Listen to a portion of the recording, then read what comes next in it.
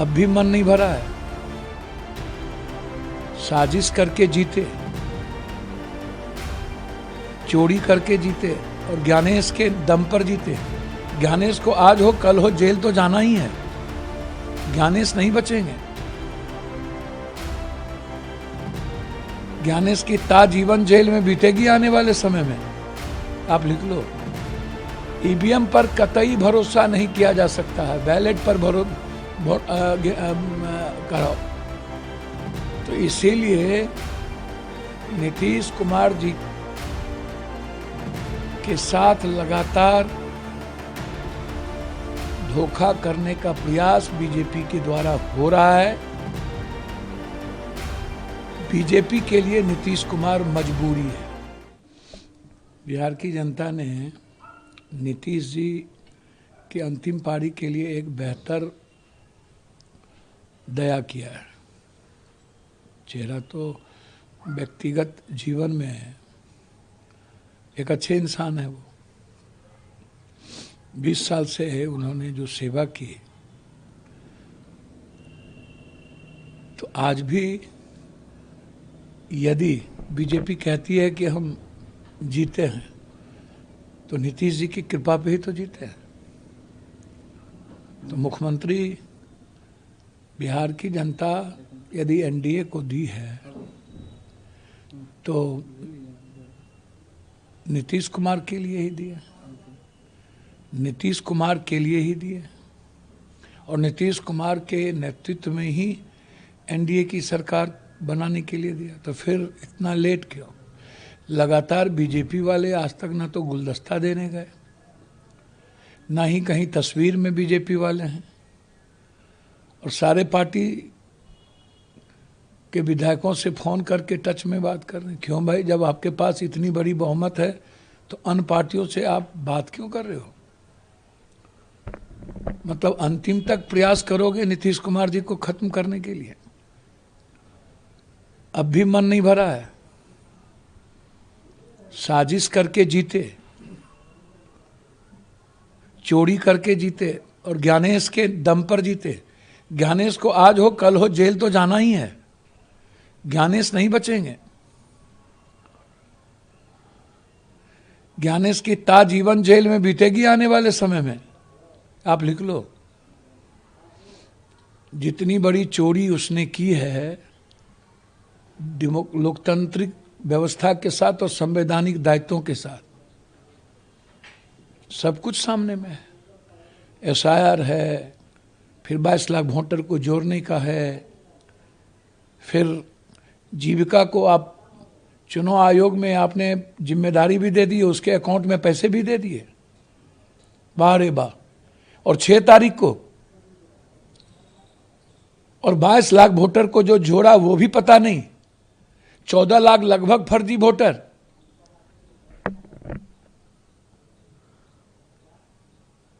सात करोड़ 42 लाख दिखा रहे हो एसआईआर के बाद, और चुनाव वोट में गिर गए 7 करोड़ 45 लाख।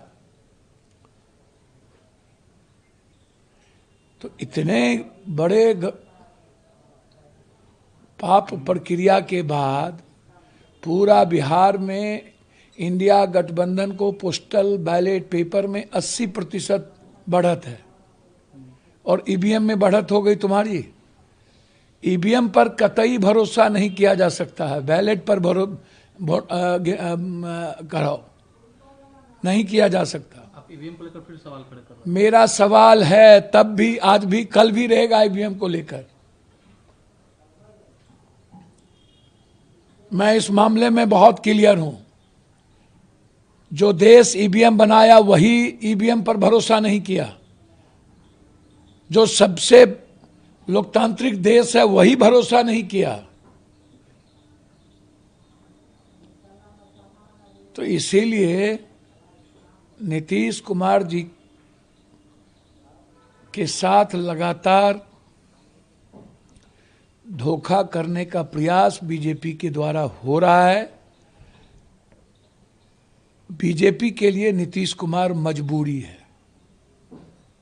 और यह बात नीतीश कुमार जी को और जनता दल यू को समझ लेना चाहिए कि उनका स्वाभाविक घर आज भी जहां गांधी विचारधारा है, जेपी लोहिया कर्पूरी जी की संस्कृति है, वहीं है।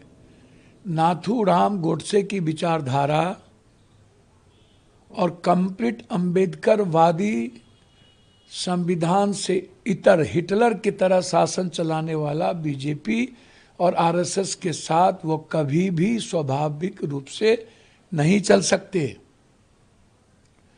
पहले भी डीएनए से लेकर के नीतीश कुमार जी को, सदन की भाषाओं को लेकर मोदी जी ने कई खतरनाक आलोचना कर चुके हैं। और नीतीश कुमार जदयू पसंद नहीं है।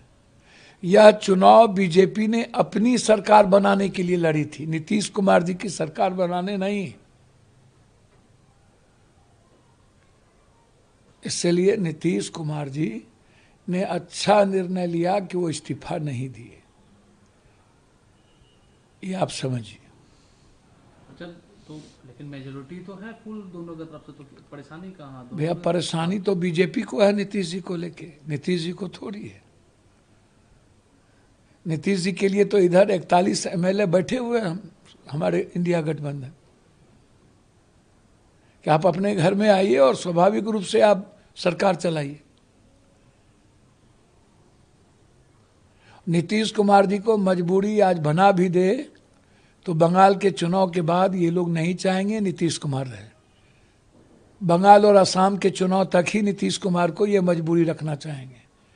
उसके बाद या तो ये जदयू को तोड़ेंगे। हम नीतीश कुमार जी को एक सलाह देना चाहेंगे कि विधानसभा अध्यक्ष कभी मत दीजिएगा बीजेपी को, सब कुछ दे दीजिएगा लेकिन विधानसभा अध्यक्ष मत दीजिएगा। ये करबद्ध हाथ जोड़ता हूं नीतीश जी आपसे।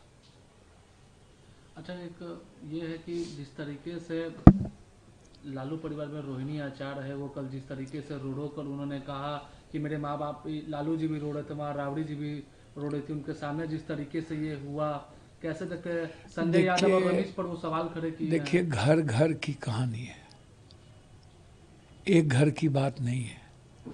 और कोई परिवार ना बिखरे, मैं ऐसा मानता हूं। राजनीति में परिवार को नहीं घसटा जा सकता।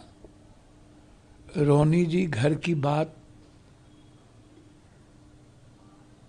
को अपने बहनों और अपने परिवार के बीच में बड़ा दिल दिखा करके वाह, इसको कंप्रोमाइज कर ले तो समाज के लिए भी और लालू यादव के सम्मान के लिए भी अच्छा होगा। मैं मानता हूं कि उस परिवार में जो शिखंडी हैं और जिस तरीके से विभीषण और मान सिंह के तरह जो जयचंद लोग बैठल हैं, तेजस्वी जी को उन जयचंद और मान सिंह को परिवार में दखल नहीं दिलाना चाहिए। और ये तेजस्वी जी की जिम्मेदारी है कि परिवार को कैसे एक किया जाए। परिवार को कभी नहीं टूटने देना चाहिए। विचारों का मतभेद रहता है, पति पत्नी के बीच रहता है, सबके बीच रहता है, लेकिन बिखराव सही नहीं है। और यह घटनाक्रम समाज को प्रभावित किया है। लालू यादव जी के सम्मान के प्रति गरीबों का ऊंचा सम्मान है। यह लालू यादव परिवार का ही मतलब नहीं है। इस तरह से जो लोग लालू यादव का सम्मान और करते हैं वो सारे परिवार और बिहार के उस समाज का पर असर पड़ा है।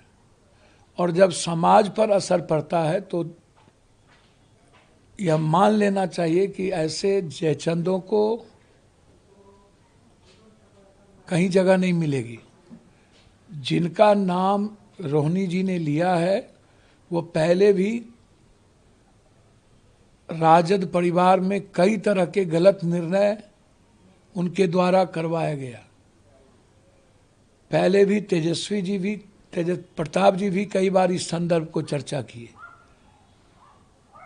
और ऐसे लोगों को यदि तेजस्वी जी रखते भी हैं तो पॉलिटिकल रखें, परिवार में भागीदार और हिस्सेदार न बनने दें। मैं तो चाहूँगा कि इस दुर्गति के लिए राजद वर्कर लगातार इन बिंदु पर सवाल खड़ा कर रहे हैं। For more of such videos, do like, share and subscribe to ET Now Swadesh.